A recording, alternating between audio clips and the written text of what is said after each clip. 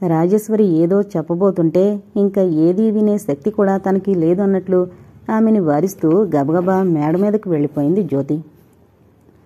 రాజేశ్వరి మేడ మీదకు వెళ్ళింది. అక్కడ జ్యోతి గదిలో జ్యోతి మంచం మీద కూర్చుని తలగడ మీదకి వాలిపోయి వెక్కి వెక్కి ఏడుస్తోంది.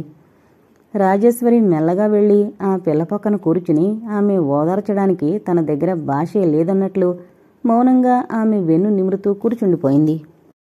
వాళ్లని పంపించి లోపలికొచ్చిన శ్రీధర్ జ్యోతి కోసం చూస్తూ మేడ మీదకి వెళ్ళాడు. గుమ్మంలో నుండి కనిపించిన దృశ్యం అతనికి విస్మయం కలిగించింది. జ్యోతి ఏడుస్తున్నందుకు కాదది. ఒక చేత్తో ఆ పిల్ల వెన్ను నిమురుతూ మరో చేతిలో ముఖం దాచుకుని రాజేశ్వరి కూడా విలపిస్తున్నందుకు.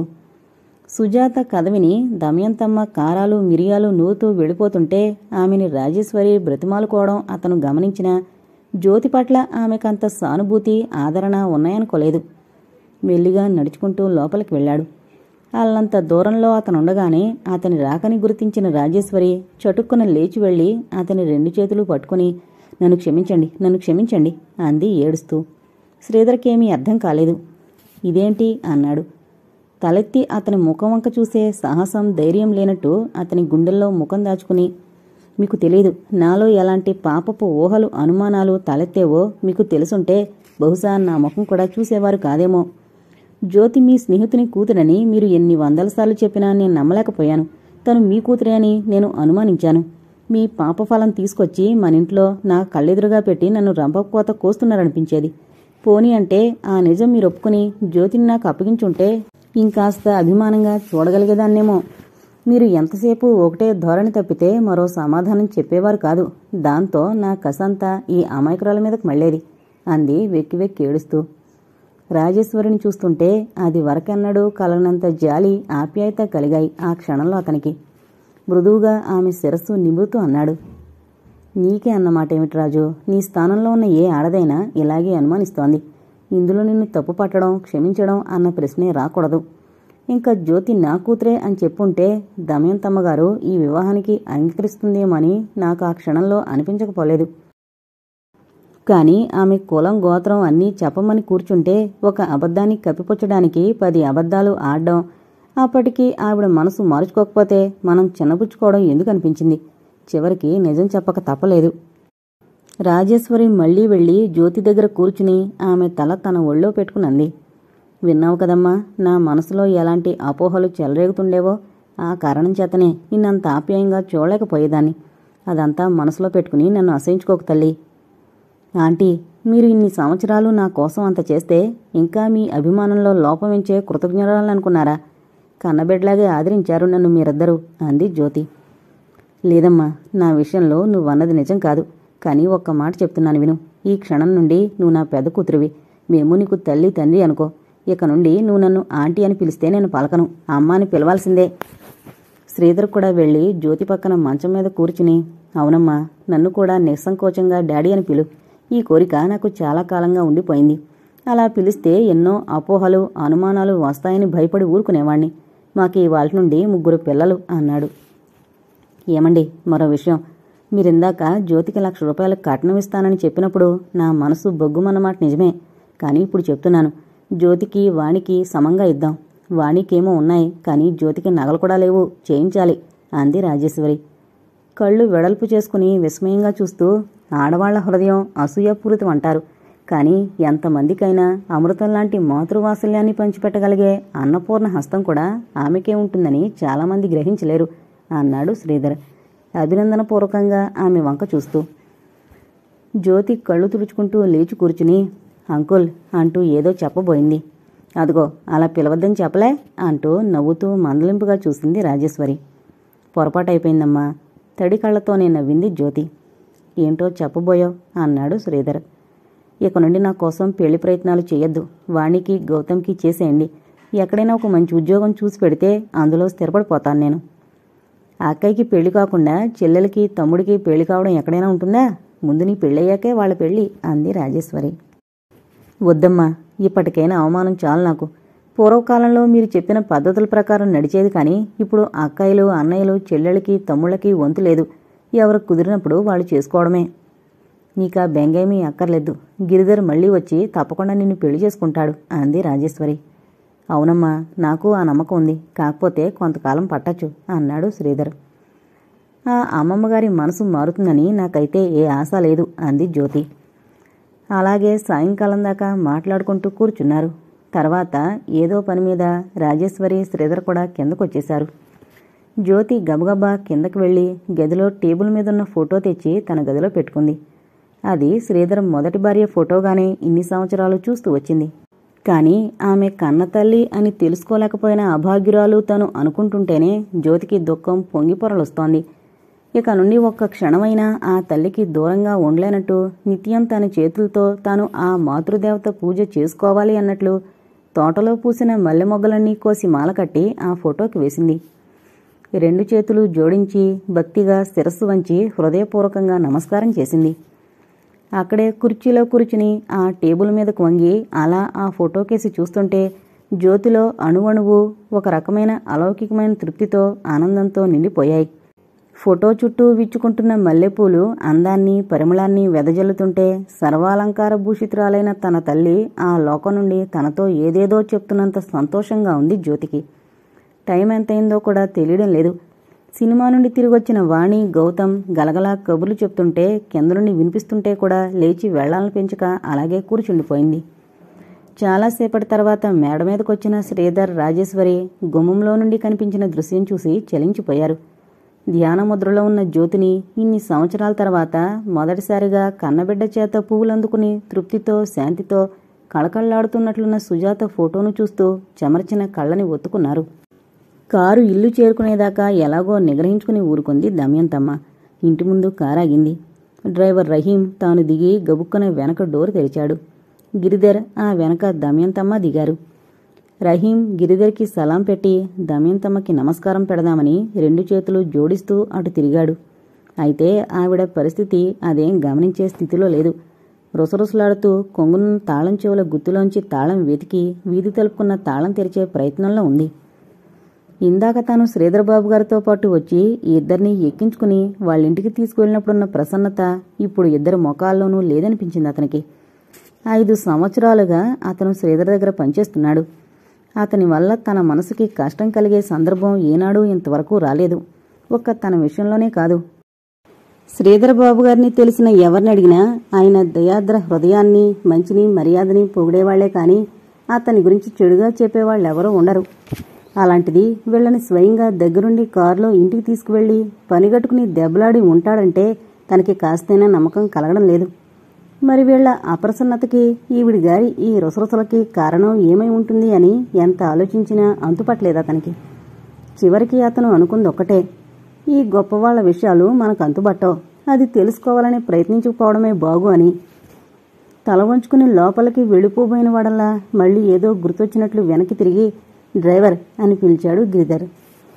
కారు స్టార్ట్ చేయబోతున్న రహీం అతని పిలుపు విని తలుపు తెరుచుకుని కిందకు దిగొచ్చాడు.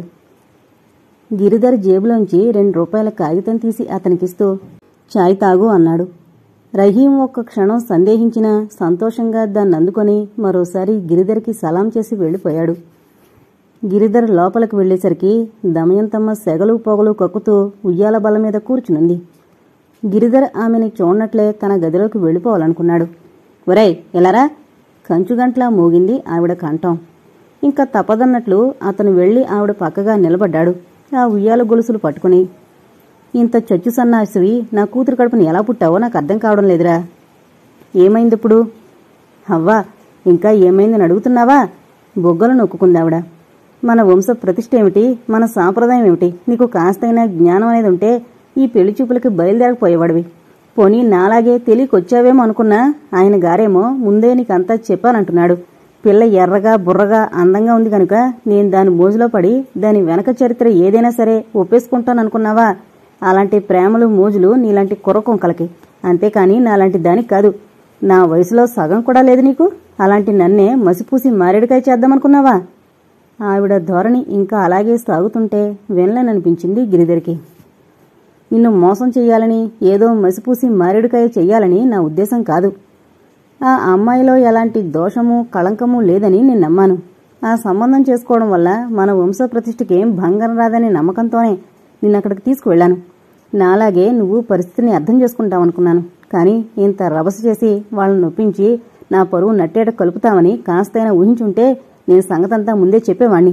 నేను చేసిన పొరపాటుకి ఆ కుటుంబం తల వంచుకోవాల్సి వచ్చింది. ముఖ్యంగా జ్యోతి ఎంత బాధపడుతుంటుందో నేను ఊహించుకోగలను. ఏంట్రా నీ అర్థం లేని వాగుడు? తప్పు పని చేసిన వాడు ఒకనాడు కాకపోతే ఒకనాడైనా తల వంచుకోవాలి.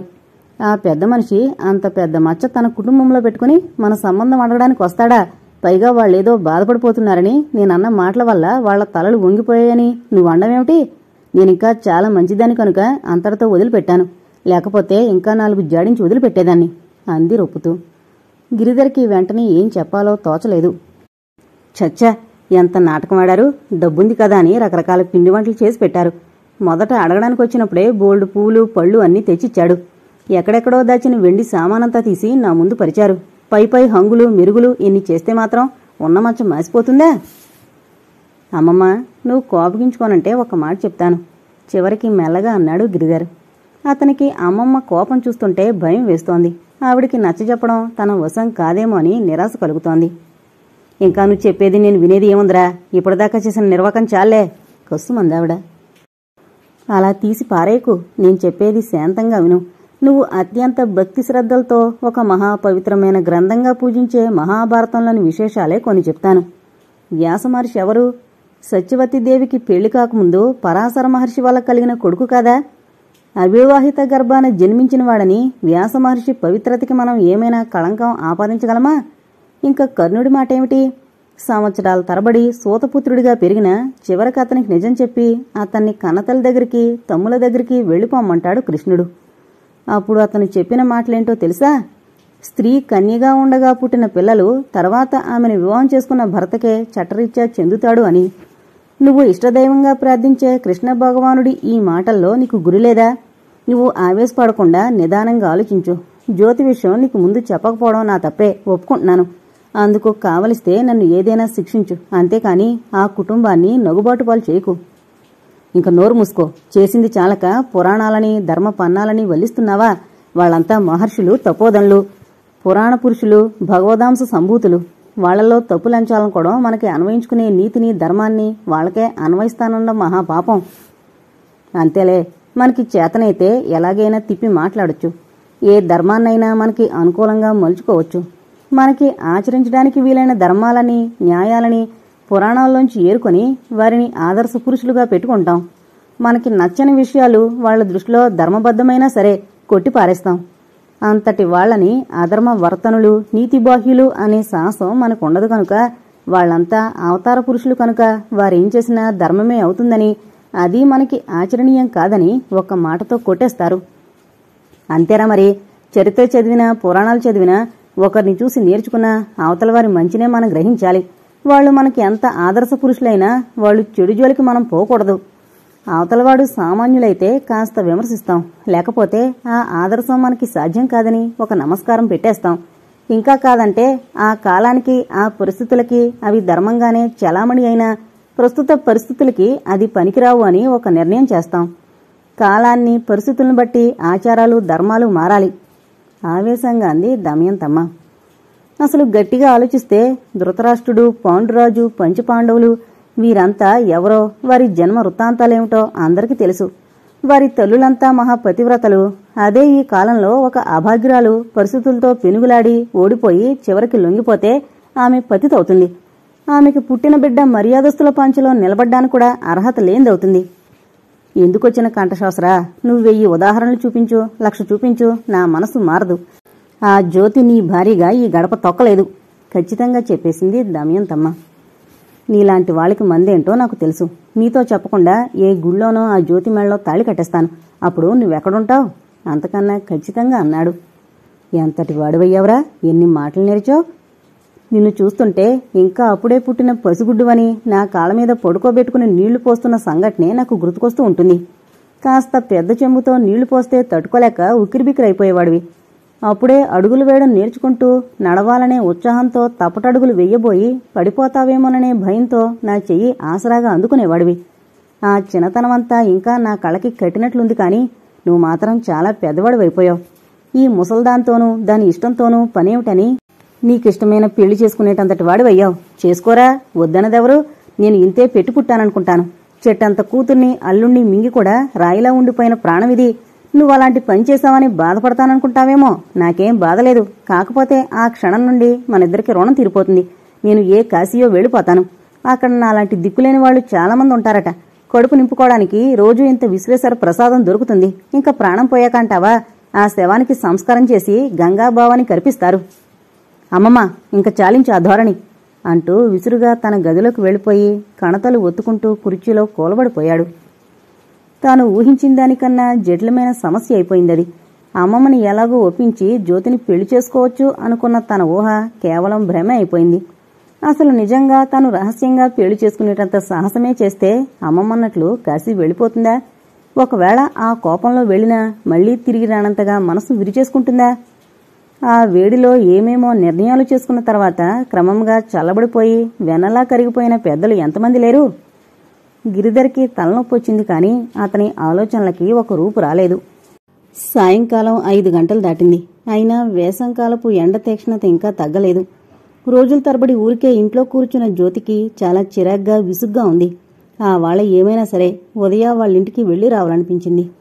తన పెళ్లిచూపుల తతంగం, ఆ వాళ్ళ జరిగిన గొడవ ఇంతవరకు ఉదయకి చెప్పనేలేదు. గిరిధర్ కూడా చెప్పుండడు. లేకపోతే ఈ పాటికి ఉదయ స్వయంగా తన దగ్గరికి రావడమో కనీసం ఫోన్ అయినా చేయడమో జరిగుండేది. ఉదయ ఇంత మౌనంగా ఉంది అంటే దానికి కారణం ఆమెకి విషయాలన్నీ తెలియకపోవడమే అనుకుంటూ గబగబా జడలుకుని స్నానం చేసి చీర కట్టుకుని తయారైంది. రాజేశ్వరికి చెప్పి బయలుదేరింది. బస్సులో వెళ్లాలని స్టాపు దాకా నడుస్తుంటే మధ్యలోనే ఒక ఖాళీ రిక్షా ఎదురైంది. అది మాట్లాడుకుందాం అనుకుంటుండగానే ఎదురుగా వస్తున్న స్కూటర్ తన పక్కన ఆగింది. స్కూటర్ కొంత దూరంలో ఉండగానే దాని మీదున్న గిరిధర్ని గుర్తుపట్టింది. కానీ చూడనట్లు వెళ్ళిపోవాలనుకుంది. కానీ అతనొచ్చి తన పక్కనే ఆగడంతో పలకరించక తప్పలేదు. బాగున్నారా అంది. తమ మధ్య ఏమీ జరగనట్లే. నా బాగుమాటకేం గాని నీతో కొన్ని విషయాలు మాట్లాడదామని మీ ఇంటికే బయలుదేరాను. దారిలోనే నువ్వు కనిపించావు. ఇది మంచిదే. ఇంట్లో అయితే అంత ఫ్రీగా మాట్లాడుకోలేమేమో. పద, ఏ పబ్లిక్ గార్డెన్కైనా వెళదాం. కాసేపటి తర్వాత నిన్ను మీ ఇంట్లో దించేస్తాను అన్నాడు గబగబా. అదోలా నవ్వింది జ్యోతి. ఇంకా మనం మాట్లాడుకోవడానికి ఏమైనా మిగిలిందంటారా? అంతగా అయితే రేపు ఎప్పుడైనా ఇంటికి రండి. ఇవాళ ఉదయ వాళ్ళింటికి వెళదామని బయలుదేరాను పొడిగా అంది. నువ్వింత విరక్తిగా నిర్లిప్తంగా మాట్లాడతావని అనుకుంటూనే వచ్చాను. అయినా నేను చెప్పేది వినందే నిన్ను వదలదలుచుకోలేదు. ఉదయ వాళ్ళింటికి ఇంకొక రోజు వెళుదూగాన్లే. ఇప్పుడు మాత్రం నువ్వు నాతో పబ్లిక్ గార్డెన్కి వచ్చి తీరాల్సిందే. ప్లీజ్ జ్యోతి, నా మాట కాదనుకో. ఈ స్కూటర్ మీద కూర్చో. మళ్ళీ చీకటి పడేలోపున నిన్ను మర్యాదగా మీ ఇంటి దగ్గర దిగబడిచే పూచి నాది ప్రాధేయపడ్డాడు గిరిధర్. అయిష్టంగా చూసింది జ్యోతి. ఏం జ్యోతి, నాలో నీకు ఆ మాత్రం నమ్మకం లేదా? అయితే పద, మీ ఇంటికే వెళదాం ఆ బాధగా అన్నాడతను. అతని అభిమానం చూస్తుంటే జ్యోతి కళ్లల్లో నీళ్లు తిరిగాయి. ఆమె నిగ్రహం సడలిపోసాగింది. వస్తాను, పదండి. కానీ మీ స్కూటర్ మీద మాత్రం కాదు. నేను రిక్షాలో వస్తాను. పబ్లిక్ గార్డెన్లో ఫౌంటైన్ దగ్గర వెయిట్ చేస్తూ ఉండండి. సరే, మరి రిక్షా మాట్లాడి పెట్టనా అన్నాడు గిరిధర్. అదో అక్కడే ఉంది ఖాళీ రిక్షా, నేను మాట్లాడుకుంటాను అంటూ అటువైపు నడిచింది. గిరిధర్ స్కూటర్ స్టార్ట్ చేసుకుని వెళ్లిపోయాడు. పబ్లిక్ గార్డెన్లో స్కూటర్ స్టాండ్ వేసి ఫౌంటైన్ దగ్గర ఆమె కోసం చూస్తూ నిలబడ్డాడు.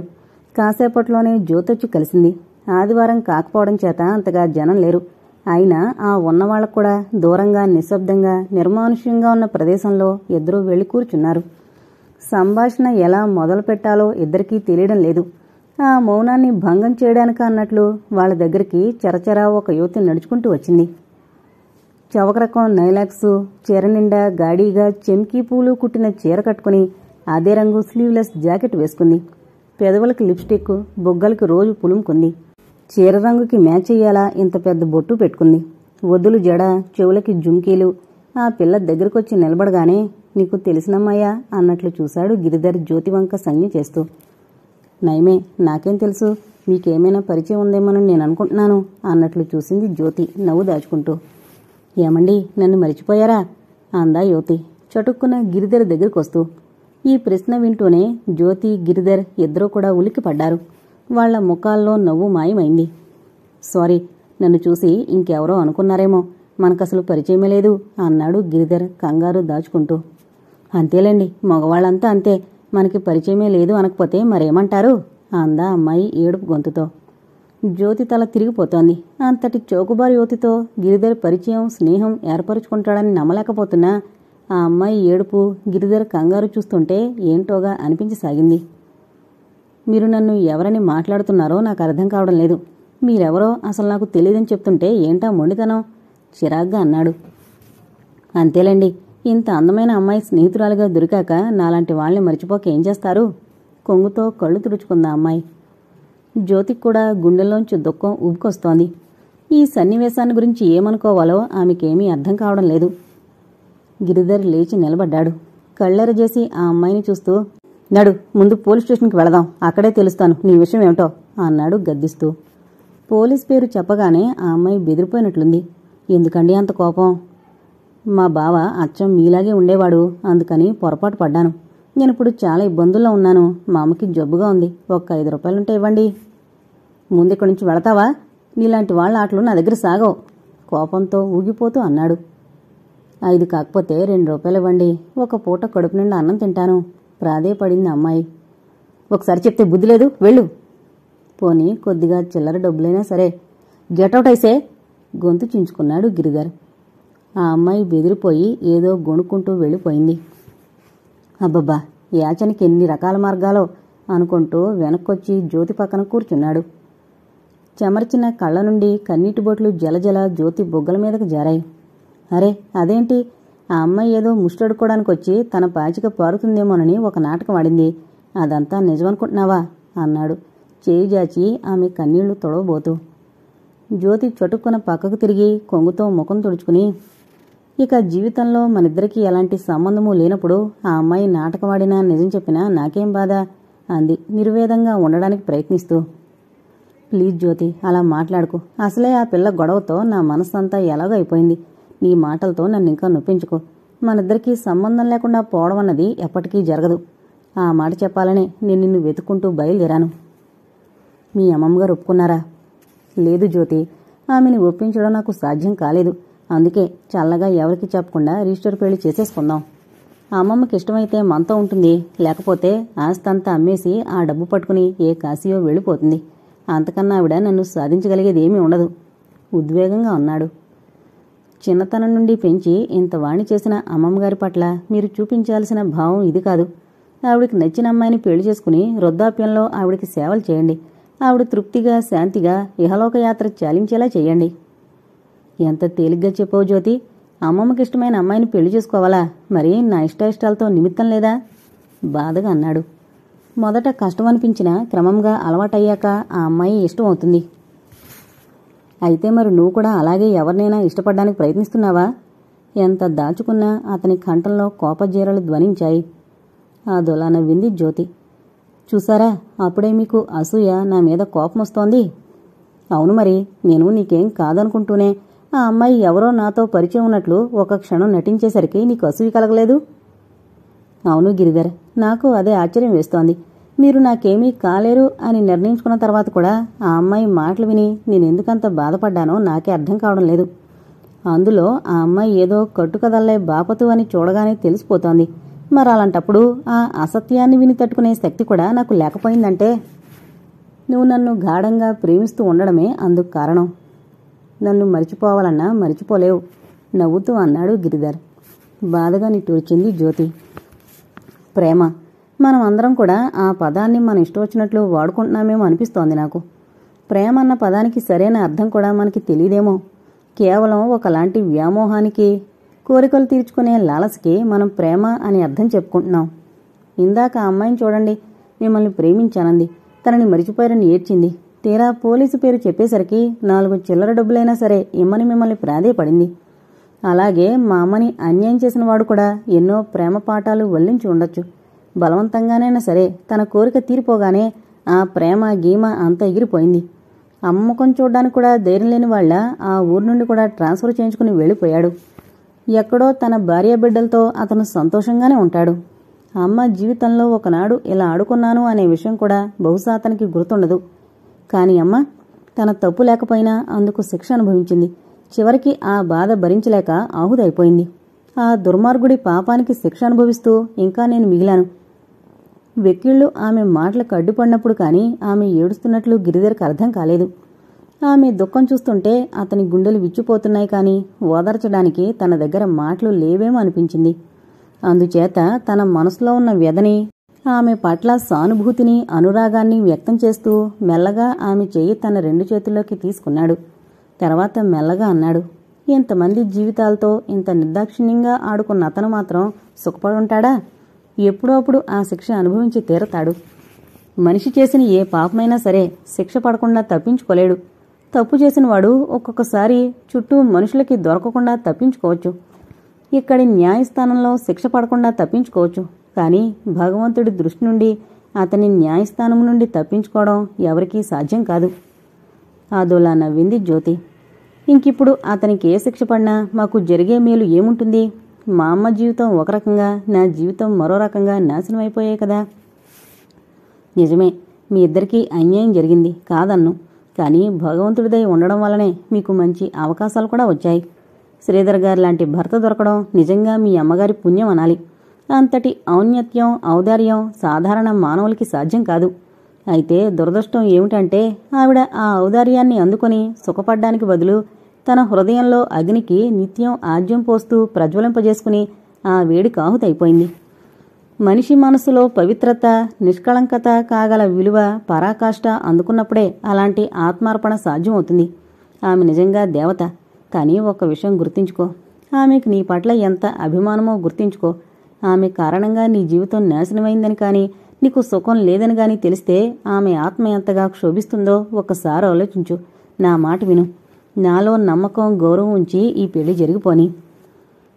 మీకు తెలీదు, మొన్నటి సంఘటన నా హృదయం మీద ఎంతటి బలమైన గాయం చేసిందో మీరు అర్థం చేసుకోలేరు. ఇన్నాళ్ళు నా తల్లిదండ్రులెవరో తెలియని నేను ఆవాళ్లే ఆ వివరాలన్నీ వినాల్సి రావడం, తర్వాత జరిగిన అవమానం నన్ను పూర్తిగా కుదిపి వదిలిపెట్టాయి. నిజం చెప్పాలంటే నాకసలు ఇప్పుడు వివాహం మీద ఆపేక్ష లేదు. ఏదో ఉద్యోగం చేసుకుంటూ బ్రతుకుతాను. నీ నిర్ణయం విని నీ కన్నతల్లి ఆత్మ సంతోషిస్తుందనుకుంటున్నావా? ఇన్ని సంవత్సరాలు నిన్ను కన్నతండ్రి కంటే ఎక్కువగా ప్రేమించి పెంచిన శ్రీధర్ గారి మనసు శాంతిగా ఉంటుందనుకుంటున్నావా? వాళ్ళకిప్పుడు సంతోషంగా లేకపోవచ్చు. కానీ నేను పెళ్లి చేసుకుని అవమానాల బ్రతుకు బ్రతికే కంటే ఇదే 1,00,000 రెట్లు మెరుగని కొద్ది రోజులు పోయాక వాళ్లే తెలుసుకుంటారు అంది జ్యోతి పట్టుదలగా. నీ నిర్ణయం మరి మారదా? ఆశగా అడిగాడు గిరిధర్. నన్ను మర్చిపోండి, అంతకన్నా నేను చెప్పేదేమీ లేదు అంటూనే లేచి నిలబడింది జ్యోతి. ఒక్క నిట్టూర్పు విడిచాడు గిరిధర్. తర్వాత ఒక రిక్షా మాట్లాడుకుని ఆమె, తన స్కూటర్ మీద అతను ఎవరింటికి వారు బయలుదేరారు. మర్నాడు ఉదయం ఎప్పట్లా బ్యాంకుకు వెళ్లి కాసేపు కూర్చుని అర్జెంటు పని చూసుకుని పర్మిషన్ తీసుకుని బయటకొచ్చాడు గిరిధర్. తిన్నగా శ్రీధర్ ఆఫీసుకు వెళ్లి విజిటింగ్ కార్డు పంపించాడు. శ్రీధర్ అతన్ని ఆదరంగా ఆహ్వానించాడు. శ్రీధర్ రూంలో ఇద్దరూ కూర్చున్నారు. నిన్న సాయంకాలం నేను జ్యోతి కలుసుకున్నాం అన్నాడు గిరిధర్ ఎలాంటి ఉపోద్ఘాతమూ లేకుండా. అవునట, జ్యోతి అంతా చెప్పింది. మరి మేమిద్దరం రిజిస్టర్ మ్యారేజ్ చేసుకోవడం విషయమై మీ అభిప్రాయం ఏమిటి? సూటిగా శ్రీధర్ వంక చూస్తూ అతని సహాయం అర్థిస్తున్నట్లుగా అడిగాడు. గిరిధర్ని, అతని పరిస్థితిని చూస్తుంటే శ్రీధర్కి జాలి కలుగుతోంది. కానీ ఒక వ్యక్తి పట్ల జాలితో, సానుభూతితో మరొకరి జీవితం అశాంతి పాలు చేయడం అతనికి ఎంతమాత్రం ఇష్టం లేదు. అందులోనూ జ్యోతి అతనికి ప్రాణం కన్నా ఎక్కువ. తెలిసి ఆ పిల్లకి అన్యాయం చేస్తాడా తను? ఈ పరిస్థితుల్లో నేను జ్యోతి మాటలనే సమర్థిస్తున్నాను గిరిధర్. అంటే ఆమె జీవితాంతం అవివాహితగా ఉండిపోవాలని నా అభిమతం కాదు. గాని కుటుంబంలో కొంతమందికి వ్యతిరేకంగా మీరు రహస్యంగా వివాహం చేసుకోవడం వల్ల మీ ముగ్గురికి శాంతి లేకుండా పోతుంది. అది ఎవ్వరు కోరుకున్న పరిస్థితి కాకుండా పోతుంది. అందుకే తొందరపడకు. మీ అమ్మమ్మగారి మనసు మార్చడానికి ప్రయత్నించు. ఈలోగా కొన్నాళ్లు జ్యోతి ఉద్యోగం చేస్తుంది. ఒకవేళ అందులోనే స్థిరపడిపోవాలని ఆమె గట్టిగా నిర్ణయించుకున్నా కూడా నువ్వు మీ అమ్మమ్మగారిని మార్చగలిగితే నేను జ్యోతిని వివాహానికి సుంకురాల్ని చేయగలను. అంతేనంటారా? అంతకన్నా నన్నేం చేయమంటావు చెప్పు. ఆవేశం వదిలి ప్రశాంతంగా ఆలోచించు. జ్యోతి, నేను చెప్పిన మాటల్లో ఉన్న నిజం నీకే అర్థమవుతుంది అన్నాడు శ్రీధర్. సరే, అలాగే కానివ్వండి అని అతని దగ్గర సెలవు తీసుకుని వెళ్లిపోయాడు గిరిధర్. మీకోసం ఫోన్ కాల్ వచ్చిందండి అని చెప్పాడు ప్యూను గిరిధర్తో. అతను లేచి వెళ్లి రిసీవర్ తీసుకున్నాడు. ఇతని కంఠం గుర్తుపట్టి, నేనన్నయ్య, ఉదయని అంది అవతలి కంఠం. కంగ్రాచ్యులేషన్స్, నీకప్పుడే ఆర్డర్స్ వచ్చేశాయి అన్నాడు గిరిధర్. ఆర్డర్స్ ఏమిటి? తెల్లబోయింది ఉదయ. అరే, నీకు తెలీదా? మీ చంద్రశేఖర్కి చెప్పానుగా నీకో జాబ్ చూసి పెట్టమని. మొన్న ఇంటర్వ్యూలో సెలెక్ట్ అయ్యావట. ఇందాకనే వాడు ఫోన్ చేశాడు. సాయంకాలం మీ ఇంటికొచ్చి ఈ గుడ్ న్యూస్ చెప్దామనుకుంటున్నాను. ఇంతలో నువ్వే ఫోన్ చేయడంతో నీకు ఆ సంగతి తెలిసిందేమో అనుకున్నాను. నాకింకా తెలియలేదు. సరే, నువ్వు నీ స్నేహితుడు చేసిన మేలు ఈ జన్మలో మరిచిపోలేను. మా ఇంటల్లపాది మీ ఇద్దరికీ రుణపడి ఉంటాం. అది సరే, జ్యోతితో నీ పెళ్లి నిశ్చయం కాలేదట. ఎందుకని? సాయంకాలం మా ఇంటికి రా, అన్ని సంగతులు మాట్లాడాలి. ఇంటికి కాదు కానీ గార్డెన్కి రా, చాలా సంగతులు చెప్పాలి. అదేంటి? అమ్మ నిన్ను చూడాలనుకుంటోంది. ఏకంగా ఇంటికి? కాదు, గార్డెన్ నుండి నీతో పాటు మీ ఇంటికి వస్తాలే. ఇక ఉంటాను అని ఫోన్ పెట్టేశాడు గిరిధర్. సాయంకాలం ఉదయ రాక కోసం ఎదురుచూస్తూ గార్డెన్లో పచ్చిక మీద పచార్లు చేస్తున్నాడు గిరిధర్. అంతలో వచ్చింది ఉదయ. ఇప్పుడు చెప్పు, మీ పెళ్ళెందుకు నిశ్చయం కాలేదు? అంది ఉదయ. నేను తర్వాత చెప్తాను కానీ ముందు జ్యోతి ఏం చెప్పిందో అది చెప్పు. ఇది బాగుంది. అది చెప్పుంటే మళ్ళీ నిన్ను అడుగుతానా నేను? బ్యాంకు ఉద్యోగంలో ఉంటే చీటికి మాటికి ఫోన్ చేస్తుండేదాన్ని. ఇప్పుడు మా ఇంటి దగ్గర ఎక్కడా కూడా ఫోన్ లేదు. 2 ఫర్లాంగులు నడిచి పబ్లిక్ ఫోన్ నుండి చెయ్యాలి. సరే, మీలో ఎవరైనా చెప్తారు కదా అని ఊరుకున్నా. అసలు అంకుల్ మీ అమ్మమ్మని కలుసుకున్నారా? పెళ్లి చూపులు జరిగాయా? పెళ్లి నిశ్చయమైందా? ఏ సంగతి తెలీదనుకుంటూ ఇవాళ మధ్యాహ్నం జ్యోతి వాళ్ళింటికి వెళ్ళాను. ఎండలో పడి తీరా నేను వెళ్లేసరికి వంటవాడు పనివాడు తప్ప ఇంకెవరూ ఇంట్లో లేరు. వీళ్లంతా ఎక్కడికి వెళ్లారని అడిగేసరికి నిన్న రాత్రి బయలుదేరి బెంగళూరు వెళ్లారు అన్నాడు నారాయణ. మళ్ళీ ఎప్పుడొస్తారు అని అడిగితే బెంగళూరు నుండి ఊటీ కూడా వెళతారు. 20 రోజులు కావచ్చు తిరిగి రావడానికి అన్నాడు. జ్యోతి పెళ్లి అని ఎవరో చెప్పారు. మరి ఎప్పుడవుతుంది అని అడిగాను. భలే చెప్తారండి. జ్యోతమ్మగారి పెళ్ళైతే నాకు తెలీదా? సంబంధం కుదిరితే మీకు చెప్పరా? పోనీ మీకు చెప్పకుండా వెళ్ళిపోతారా? ఎవరో మీతో హాస్యం ఆడారు అన్నాడు. సరే, వాణ్ణి అడిగి కాసిన్ని చల్లటి మంచినీళ్లు తాగి ఉసురుమంటూ బయలుదేరబోయిన దాన్ని నీ సంగతి జ్ఞాపకం వచ్చి అక్కడి నుంచే ఫోన్ చేశాను అంది ఉదయ ఏకబిగిన. సరే అయితే విను. శ్రీధర్ గారు మా ఇంటికి రావడం, మేం వాళ్ళింటికి వెళ్లడం అన్నీ అయ్యాయి. జ్యోతి తల్లిదండ్రుల గురించి అడిగింది అమ్మమ్మ. ఆయన చెప్పారు. దాంతో ఆ సంబంధం వద్దు అని అమ్మమ్మ ఒకటే పట్టు. పోనీ ఆవిడికి తెలియకుండా రహస్యంగా పెళ్లి చేసుకుందాం అని అడిగాను. అందుకు జ్యోతి గాని శ్రీధర్ గారు కానీ ఒప్పుకోవడం లేదు. తల వంచుకుని గడ్డి పరకలు తెంచుతూ అన్నాడు గిరిధర్. అమ్మమ్మకి ఎందుకు ఇష్టం లేదు? ఇంకా వివరాలన్నీ నన్ను అడకు, నేను చెప్పలేను అన్నాడు గిరిధర్ స్థిరంగా. బహుశా జ్యోతి తల్లిదండ్రులు ఎవరైనా మన కులం కాదేమో, అందుకే అమ్మమ్మగారు ఒప్పుకోలేదు అనుకుంది ఉదయ. కానీ ఆ విషయమై ఇంకేమీ అడగలేదు. సరే పద, మా ఇంటికి వెళదాం. నువ్వు వచ్చి చాలా రోజులైందని అమ్మ ఒకటే అనుకుంటోంది. సారీ ఉదయ, ఇప్పుడు కాదులే, ఇంకెప్పుడైనా వస్తాను. నీకు బహుశా ఈ వారంలో ఆర్డర్స్ రావచ్చు. ఫస్ట్ నుండి ఉద్యోగంలో చేరాలట. నీకు నేను ప్రత్యేకంగా చెప్పనక్కర్లేదనుకో. శ్రద్ధగా పనిచేసి వృద్ధిలోకి రా అంటూనే లేచాడు గిరిధర్. అతని మూడు సరిగ్గా లేదని ఉదయకు అర్థమైపోయింది. అందుకు కారణం కూడా ఆమె గ్రహించుకుంది. మధ్యాహ్నం ఫోన్లో నువ్వు చెప్పిన విషయం అమ్మకి చెప్పాను. నీకు మీ స్నేహితుడికి కూడా మేమెంతో రుణపడి ఉన్నామని చెప్పుకుంది. ఈ రోజుల్లో ఇలా ఆదుకునే వాళ్ళు ఎవరైనా లేకపోతే ఎన్ని డిగ్రీలున్నా ఉద్యోగం దొరకదు అంది ఉదయ అతని పక్కన నడుస్తూ.